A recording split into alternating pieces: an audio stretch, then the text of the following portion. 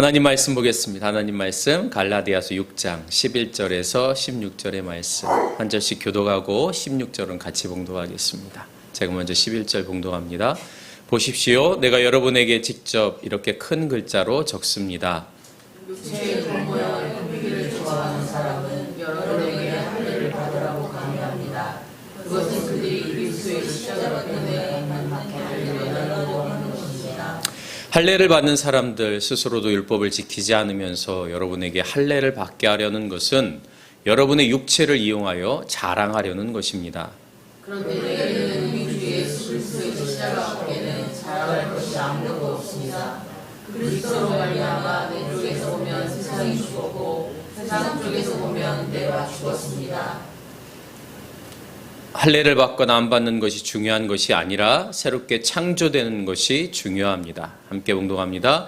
이 표준을 따라 사는 사람들에게와 하나님의 백성 이스라엘에게 평화와 자비가 있기를 빕니다. 아멘. 저희 둘째 딸이 이제 주민등록이 나와요. 그래서 이제 성인이 되는 거고 올해 처음으로 이제 투표를 했습니다. 그래서 투표장에 갔더니 오늘 이번에 처음 이렇게 투표한다고 그랬더니 막 거기 안내하시는 분이 뭐 저희보다 더 격하게 환영을 하시면서 사진 찍어주시겠다고 그래가지고 기념사진도 찍었습니다. 주민등록증이라고 하는 것이 한국에서 살아가는 데 있어서 신분증으로서 되게 중요하죠. 근데 여러분 주민등록증 지금 현대 우리가 가지고 있는 주민등록증 1호, 2호가 누군지 아세요? 1호가 박정희 대통령이고요. 2호가 유경수 여사입니다.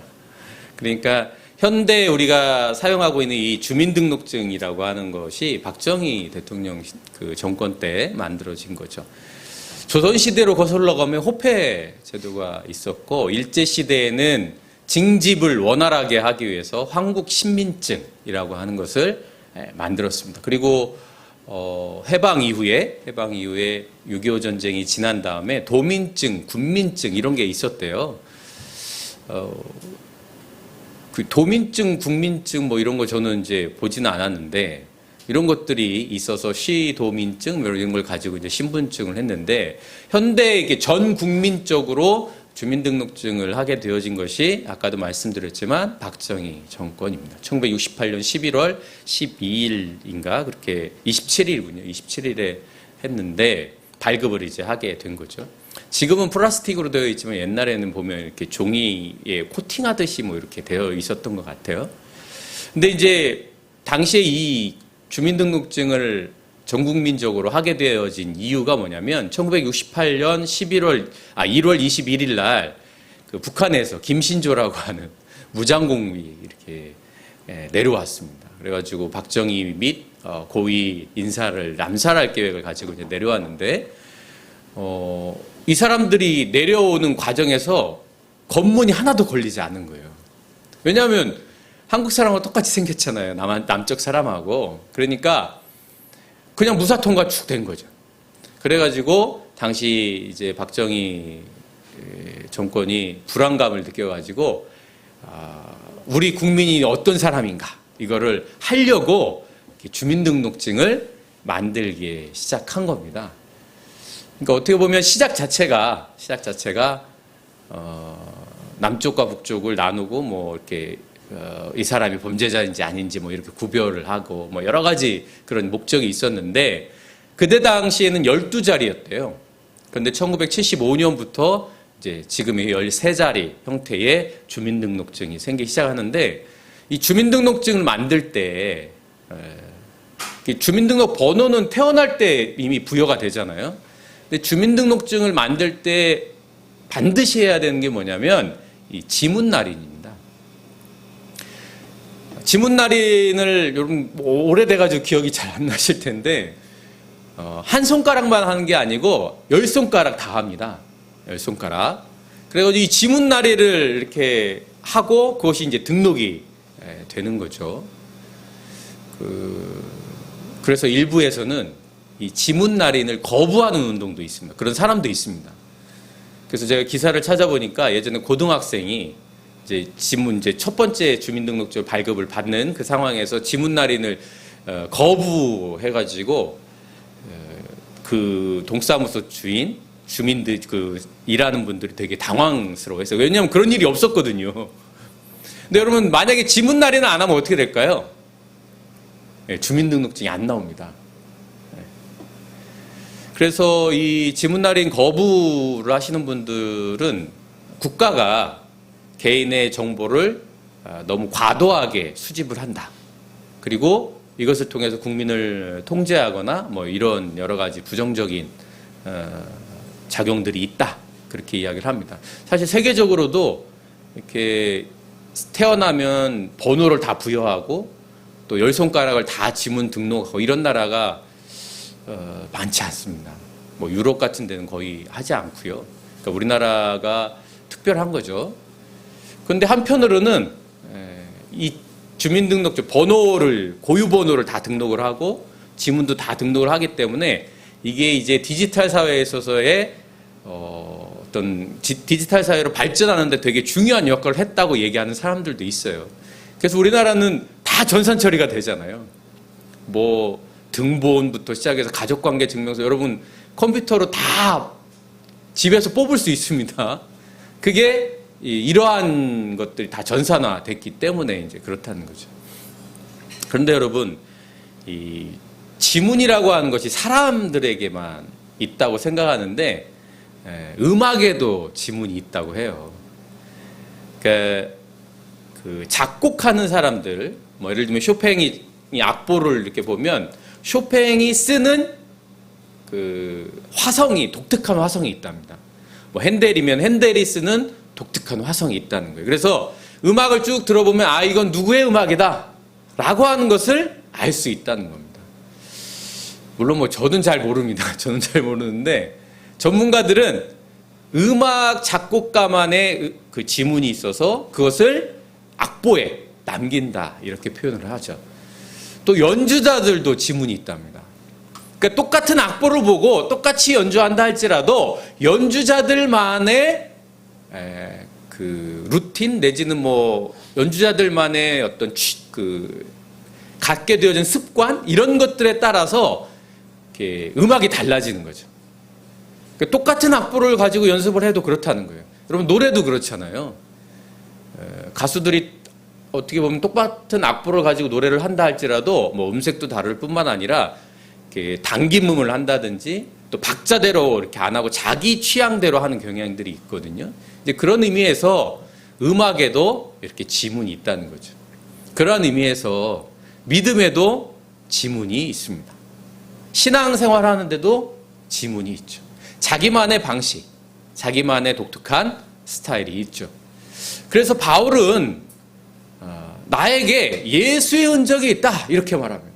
그러니까 바울에게 예수의 흔적은 바울이 가지고 있는 신앙의 고백이고 신앙의 지문이 되는 거죠. 여러분도 그런 지문을 가지고 계십니까? 여러분만이 가지고 있는 다른 사람이 가지고 있지 않는 여러분의 신앙의 믿음의 사랑의 그리스도의 흔적. 신앙생활을 하다 보면 소위 간증이라고 하는 형태로 우리가 그런 흔적들을 고백을 하기도 하고 또 마음에 품기도 합니다. 바울이 아마 그것을 말하고 있는 것이겠죠. 그런데 유대인들에게는 유대인들의 흔적을 몸에 가지고 있습니다. 그것을 우리는 할례 이렇게 말합니다. 몸의 일부분을 자르는 거죠.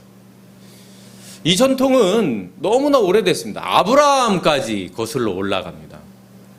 창세기에 보면 아브라함과 하나님께서 언약을 맺으시는데 그것을 할례 언약 이렇게 표현을 합니다. 창세기 17장 9절에 보면 하나님이 아브라함에게 너와 나와 세운 언약을 잘 지켜야 하고 내 뒤에 오는 내 자손도 대대로 이 언약을 잘 지켜야 한다. 그러니까 아브라함, 이삭, 야곱 그 이후의 모든 후손들이 이 언약을 지켜야 된다라고 하시면서 남자는 모두 할례를 받아야 한다. 이것은 너와 내 뒤에 오는 너의 자손과 세우는 나의 언약 곧 너희가 모두 지켜야 할 언약이다. 이렇게 이야기를 하죠. 그러니까 이스라엘 백성들, 유대인들의 신체의 일부분을 자름으로 인해서 그들은 하나님의 백성이다라고 하는 것을 몸에 지니고 다니는 겁니다. 그래서 우리는 다른 민족과 다르다. 이것이 더 발전하면 하나님이 선택한 백성, 선민, 사상이 되는 거죠. 하나님이 선택한 백성이고 하나님이 구원을 위하여 우리를 이끄셨다. 그런데 이스라엘의 역사 가운데 할례를 받지 않은 시기가 있습니다. 할례를 행하지 않은 시기가 있다는 거예요. 자, 이스라엘 백성들이 아브라함과 이삭과 야곱, 그리고 야곱이 이후에 이스라엘 백성들이 요셉이 국무총리를 할 때에 애굽으로 가서 살게 되잖아요. 그래서 약 430년 동안 애굽에 살았다고 말합니다. 그 애굽에서 사는 동안에 그들은 계속 할례를 했어요. 전통이니까. 그런데 430년 이후에 모세를 통해서 이스라엘 백성들이 출애굽을 하게 되어지죠. 그런데 그 기간이 애굽에서 출애굽에서 가나안 땅까지 갔던 그 기간이 몇 년이에요? 40년. 40년 광야 생활을 합니다. 이스라엘 백성들이 이 40년 동안은 할례를 하지 않았습니다. 다시 말하면 애굽에 있을 땐 이스라엘 백성은 계속 할례를 했어요. 그런데 광야에서 40년 동안 그들이 아이를 낳을 거 아닙니까? 그 아이들은 할례를 못했다는 거예요. 그런데 그래서 이스라엘 백성들이 할례를 행하게 되어집니다. 그것이 바로 길갈에서 벌어진 일입니다. 길갈이라고 하는 곳은 이스라엘 백성들이 요단강을 지나서 가나안 땅에 들어간 첫 번째 지역입니다. 근데 요단강을 건너갈 때 이스라엘 백성들이 강이 깊으니까 그 강을 건너야 되는데 두려워했단 말이죠. 그때 하나님께서 언약궤를 앞세워서 홍해를 가르신 것처럼 요단강을 가르는 사건이 있고 그 가른 사건 다음에 이스라엘 백성들이 그 길갈에 탑을 세웁니다. 그래서 요단 강가에 있었던 돌을 각 지파마다 12개를 모아서 길갈이라고 하는 곳에 탑을 쌓고 그것을 기념하라 이렇게 말씀하시죠. 그리고 행한 것이 할례입니다. 여호수아서 5장 4절에 보면 여호수아가 할례를 베푼 데는 이런 이유가 있었다. 이집트에서 나온 모든 백성 가운데 남자 곧 전투할 수 있는 모든 군인은 이집트를 떠난 다음에 광야를 지난 동안에 다 죽었다. 여러분 이스라엘 백성들이 성경에 의하면 출애굽한 이후에 광야에서 애굽에서 나온 사람들은 다 죽게 되어지잖아요. 그리고 나서 여호수아와 갈렙 그리고 그 광야에서 태어난 사람들만 가나안 땅에 들어가게 되어집니다. 그러니까 이 40년 동안 할례를 행하지 않은 이스라엘 백성들의 남성들이 있었다는 거예요. 그래서 그때 나온 백성 모두 할례를 받았으나 애굽에서 나온 사람들 할례를 받았으나 이집트에서 나온 다음에 광야를 지는 동안에 태어난 사람은 아무도 할례를 받지 못했다. 그래서 어떻게 하느냐? 할례를 행하게 하는 거예요. 근데 그 할례를 행할 때가 언제였냐면 그 길갈이라고 하는 곳에 이제 여리고성을 향해서 그 공격을 해야 되는 그런 상황이었어요. 그런데 하나님께서 할례를 행하게 하십니다. 여러분 할례를 행하고 나면 남성들은 한 일주일간은 움직이기가 어렵단 말이죠. 그런데 만약 여리고성에 있었던 사람들이 그 정보를 들었다. 그럼 어떻게 하겠어요? 공격할 수 있겠죠. 그러면 전투에서 이길 수가 없는 상황이었어요. 그럼에도 불구하고 하나님이 이스라엘 백성 남성들에게 할례를 행하게 하신다는 거예요. 그만큼 할례라고 하는 것은 이스라엘 백성들에게 목숨과도 바꿀 만큼 중요한 일이었어요. 왜냐하면 그것이 하나님의 백성이라고 하는 징표였고 하나님과의 관계 속에서 하나님의 백성이라고 하는 그들의 정체성이었기 때문이죠. 그 고유성, 그것을 유지하기 위해서 이스라엘 백성들은 죽음을 무릅쓰고 할례를 행했던 거죠. 그러니까 얼마나 할례가 중요한 겁니까? 유대인들이 유대인되게 하는 이스라엘 백성을 이스라엘 백성되게 하는 그러한 일이 바로 할례인 것이죠. 여러분 여기까지는 참 좋아요. 근데 문제는 뭐냐면 이 할례를 받은 백성과 할례를 받지 않은 이방 사이에 갈등이 생깁니다. 우리는 하나님이 선택한 백성이고 너희는 구원 밖에 있는 사람들이라는 것이죠. 이 선민 사상이 오늘날에도 여전히 존재하고 있다고 하는 거죠. 저는 우리나라만 조창기도회 하는 줄 알았더니 이스라엘에도 조창기도회가 있더라고요. 그런데 이스라엘의 조창기도회는 자기네들끼리 하는 게 아닙니다. 다양한 나라에서 와서 이 조창기도회를 하는데 언론 그 보도가 나와서 그거를 한번 여러분 영상으로 한번 보겠습니다. 그 안에서 어떠한 기도를 하는가라고 하는 것을 한번 보겠습니다. 지난달 27일 이스라엘 국회에서 열린 예루살렘 조찬기도회. 매년 전 세계에서 이스라엘을 지지하는 정관계와 기독교계 인사들을 초청해 교류하는 행사로 올해는 38개국에서 사람들이 모였습니다. May the spirit of Israel remain strong and unbroken. May Israel know unity without losing its many voices. 이날 참석한 각국의 교계 인사들은 단순한 연대 의사 표명을 넘어 자국의 정부를 맹비난하기도 했습니다. 이스라엘의 비인도적 행위를 규탄하는 건 부당하다는 겁니다. Yes, Lord God, we know that your word says that whoever blesses you shall be blessed, but whoever curses you, Israel, shall be cursed. And we just realize that just now our country and our government is on a dangerous path. We pray that this current government either repent or be removed. In your name, Amen. 기도회에는 서구권뿐만 아니라 아시아계 인사들도 대거 참석했습니다. Lord, please forgive us for all the things that we did not support Israel. We went against Israel. Lord, please forgive us. And I pray that you would turn the hearts of all the Chinese people, Lord. 특히 이름을 밝히지 않은 한국 교계 대표는 단상에 올라 거의 울먹이는 목소리로 기도를 시작했습니다. Father, forgive the nation of Korea who's spoken the word against Israel and people of Israel.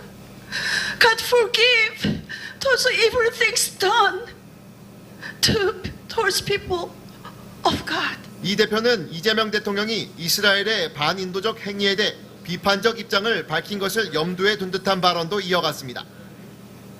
So even the word was spoken from the government against Israel, I say today, God of Israel, Abraham, Isaac, Jacob is God of Korea.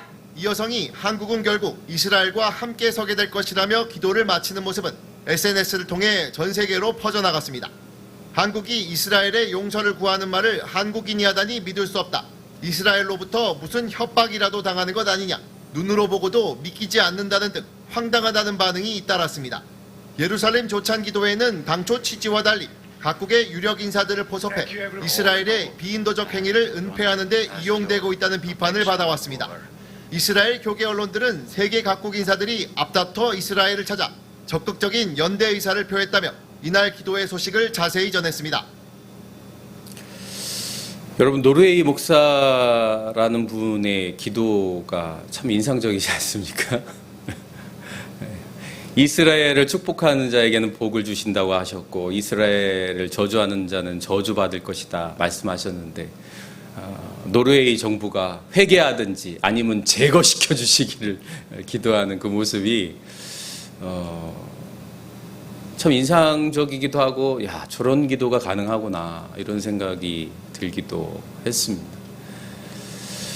여러분 이스라엘이라고 하는 나라 이스라엘 민족이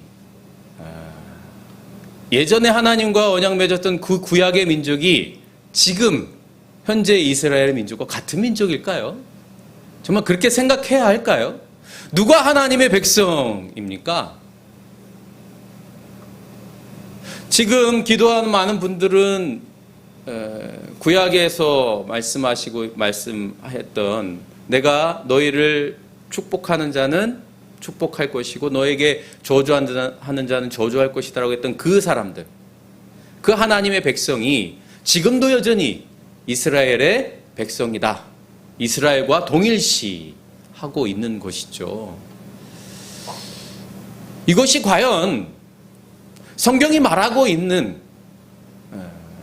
하나님의 백성일까라고 하는 것을 생각해 봐야 한다는 것입니다. 하나님의 백성은 과연 어떻게 존재하는 것일까?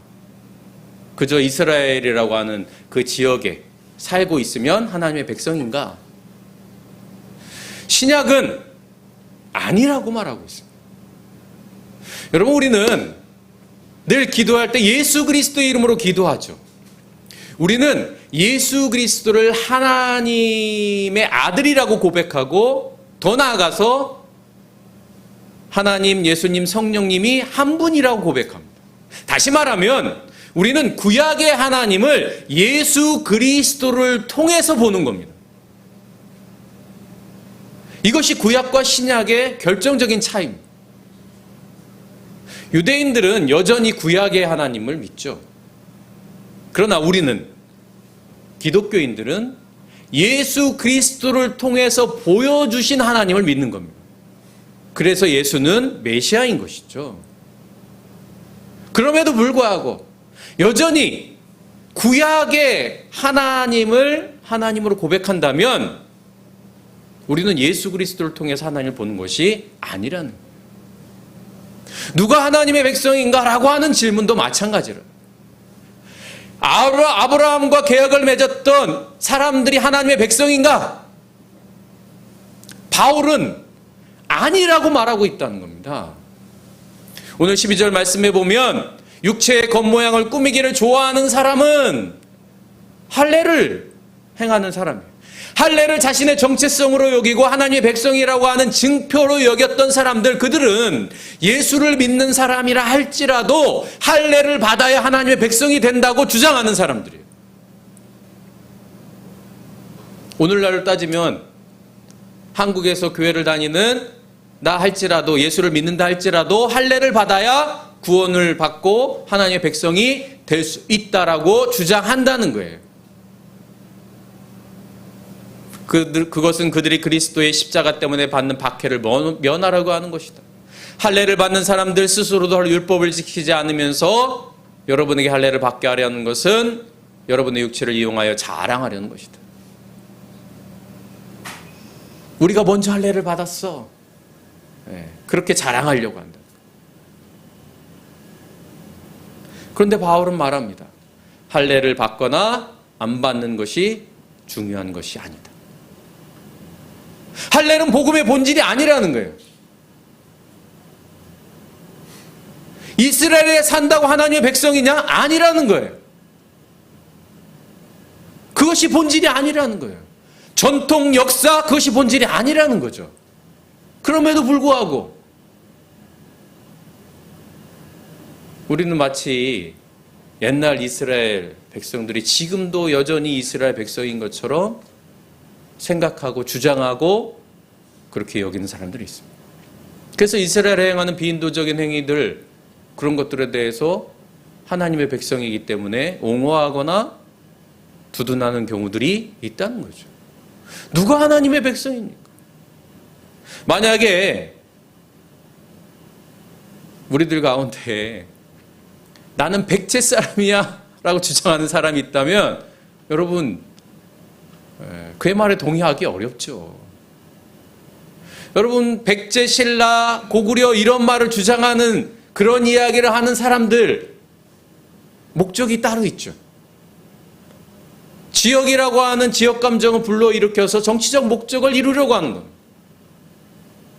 이스라엘 백성이라고 하는 것을 자꾸 주장하면서 그것을 가지고 마치 우리가 먼저 하나님의 선택되어진 백성이라고 주장한다면 그것은 정치적인 목적이 있는 겁니다. 지금도 여전히 이스라엘 하면 껌뻑 죽는 그런 기독교인들이 많이 있죠. 그들은 위대하고 그들은 대단한 사람인 것처럼 말합니다. 그러나 바울은 단연코 그렇지 않다고 말합니다. 할례를 받는 것, 받지 않는 것, 그것이 중요한 것이 아니라 새롭게 창조되어지는 것이 중요하다고 말합니다. 하나님의 백성은 창조되는 사람이지 혈연적으로, 전통적으로, 역사적으로 있는 사람이 아니라는 겁니다. 혈연으로 맺어진 사람이 하나님의 백성이 아니라는 거예요. 그래서 바울이 강조하는 것은 육체의 할례가 아니라 마음의 할례인 거죠. 우리의 마음이 새롭게 창조되어질 때, 우리의 마음이 하나님을 기뻐하시는 마음으로 충만할 때, 우리의 마음이 예수 그리스도께서 지신 십자가의 그 사건으로 십자가를 바라보면서 예수 그리스도께서 나아가신 길을 걸어가려고 애쓰고 노력할 때 우리는 비로소 하나님의 백성으로 창조되어지는 겁니다. 그럼에도 불구하고 여전히 바울의 시대처럼 육체적인, 혈연적인, 지역적인 역사와 전통에 얽매여져 있는 사람들을 우리는 보게 되어집니다. 사랑하는 남교회 성도 여러분, 지문이 각자의 사람들에게 다 있는 것처럼 저와 여러분의 삶의 여정 속에서도 늘 믿음의 지문들이 새겨지게 되어져 있습니다. 우리가 믿음의 길을 걸어갈 때에 하나님이, 예수님이, 성령님이 저와 여러분과 함께 했던 그 걸음걸음마다 흔적들이 생기게 되어지죠. 그 흔적들은 우리가 할례를 받기 때문에 생기는 흔적들이 아닙니다. 마음의 할례로 우리가 새롭게 창조되어질 때 가능한 일이죠. 그러면 창조되어졌다라고 하는, 새롭게 창조되어졌다라고 하는 그 기준이 뭐냐? 그럼 16절 말씀 같이 읽어보겠습니다. 시작. 이 표준을 따라 사는 사람들에게와 하나님의 백성 이스라엘에게 평화와 자비가 있기를. 이 표준, 육체의 할례가 아니라 새롭게 창조되어지는 마음의 할례가 중요하다고 여겼던 바울, 그것이 예수 그리스도께서 보여주신 하나님의 모습이다. 우리는 그것을 통해서 하나님, 구약의 하나님을 새롭게 해석하는 겁니다.